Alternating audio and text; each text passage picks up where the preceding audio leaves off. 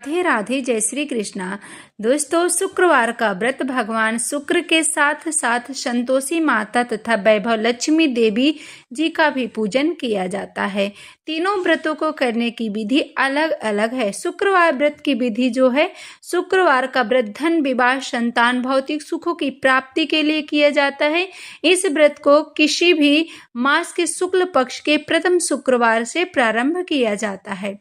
तो आइए हम आज संतोषी माता की व्रत कथा को प्रारंभ करते हैं।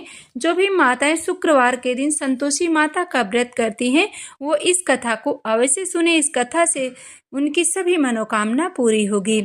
इस दिन सूर्योदय से पूर्व उठें और घर की सफाई करने के बाद पूरे घर में गंगा जल छिड़क कर शुद्ध कर लें। इसके पश्चात स्नान आदि से निवृत्त होकर घर के ईशान कोण की दिशा में एक एकांत स्थान पर माता संतोषी की मूर्ति या चित्र स्थापित करें। पूर्ण पूजन सामग्री तथा किसी बड़े पात्र में शुद्ध जल भर कर रखें। जल भरे पात्र पर गुड़ और चने से भरकर दूसरा पात्र रखें। संतोषी माता की विधि विधान से पूजन करें। के पश्चात संतोषी माता की कथा सुने। तत्पश्चात आरती करें। सभी को गुड़ चने का प्रसाद बांटें। अंत में बड़े पात्र में भरे जल को घर में जगह जगह पर छिड़क दें तथा शेष जल को तुलसी के पौधे में डाल दें।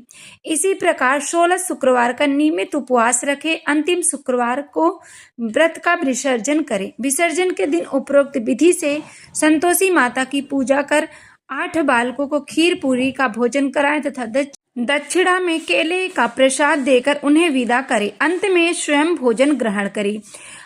अब संतोषी माता के व्रत में क्या नहीं करना चाहिए। इस व्रत के वाले स्त्री पुरुष इस दिन खट्टा चीज ना खाएं और खट्टे चीज का स्पर्श भी ना करें। गुड़ चने का प्रसाद स्वयं भी अवश्य खाना चाहिए। भोजन में कोई खट्टी चीज, अचार, खट्टा फल नहीं खाना चाहिए। व्रत करने वाले के परिवार के लोग भी उस दिन कोई खट्टी चीज नहीं खावें।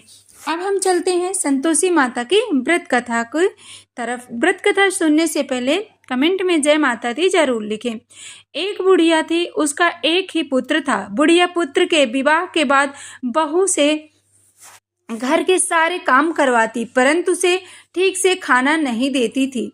यह सब लड़का देखता पर माँ से कुछ भी नहीं कह पाता। बहू दिन भर काम में लगी रहती, ले पाथती, रोटी रसोई बनाती, बर्तन साफ करती, कपड़े धोती और इसी में उसका सारा समय बीत जाता। काफी सोच विचार कर एक दिन लड़का माँ से बोला, माँ मैं परदेश जा रहा हूँ। माँ को बेटे की बात पसंद आ गई तथा वे उसे जाने की आज्ञा दे दी। इसके बाद वह अपनी पत्नी के पास जाकर बोला, मैं परदेश जा रहा हूँ, अपनी कुछ निशानी दे दो। बहू बोली, मेरे पास तो निशानी देने योग्य कुछ भी नहीं है। यह कहकर वह पति के चरणों में गिरकर रोने लगी।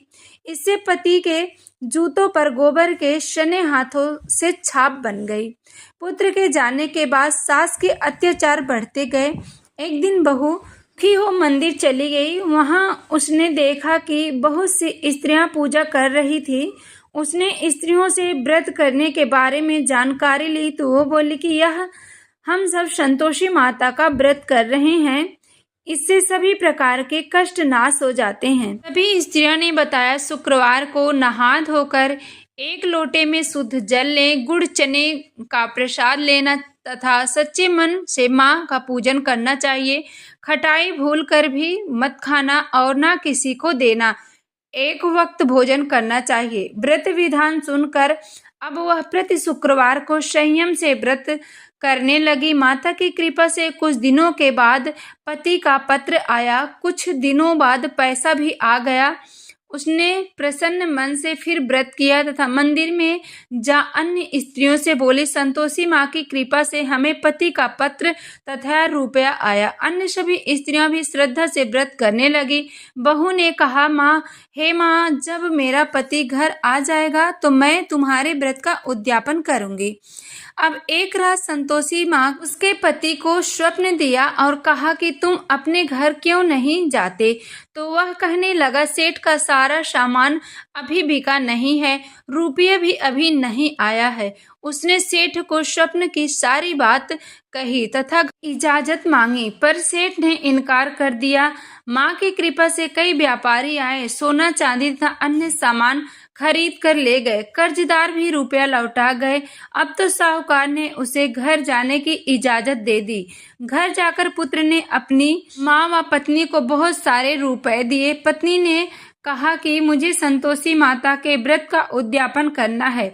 उसने सभी को न्योता दे उद्यापन की सारी तैयारी की। पड़ोस की एक स्त्री उसे सुखी देख ईर्ष्या करने लगी। उसने अपने बच्चे को सिखा दिया कि तुम भोजन के समय खटाई जरूर मांगना। उद्यापन के समय खाना खाते खाते बच्चे खटाई के लिए मचल उठे तो बहू ने पैसा देकर उन्हें बहलाया। बच्चे दुकान से उन पैसों की इमली खटाई खरीद कर खाने लगे तो बहू पर माता ने कोप किया। राजा के दूत उसके पति को पकड़कर ले जाने लगे। किसी ने बताया कि उद्यापन में बच्चों ने पैसों से इमली खटाई खाई है। तो बहू ने पुनः व्रत के उद्यापन का संकल्प किया। संकल्प के बाद वह मंदिर से निकली तो राह में पति आता दिखाई दिया। पति बोला, इतना धन जो कमाया है उसका टैक्स राजा ने मांगा था, यहीं से आ रहा हूँ। अगले शुक्रवार को उसने फिर विधिवत व्रत का उद्यापन किया। इससे संतोषी माँ प्रसन्न हुई। 9 माह बाद 4 सुंदर पुत्र हुआ। अब सास, बहू और बेटा माँ की कृपा से आनंद के साथ रहने लगे। तो ये संतोषी माता की पूजा की व्रत कथा थी। संतोषी माता की अनुकंपा से व्रत करने वाले स्त्री पुरुष की सभी मनोकामना पूरी हो जाती है। परीक्षा में सफलता, न्यायालय में विजय, व्यवसाय में लाभ और घर में सुख समृद्धि का पुण्य फल प्राप्त होता है। अविवाहित लड़कियों को सुयोग्य वर भी मिलता है। इसलिए संतोषी माता का व्रत सभी लोग कर सकते हैं। और जो भी भाई बहन चैनल पे पहली बार आए हैं, आप चैनल को जरूर सब्सक्राइब करें। इस वीडियो को ज़्यादा से ज़्यादा शेयर करें। हर हर महादेव।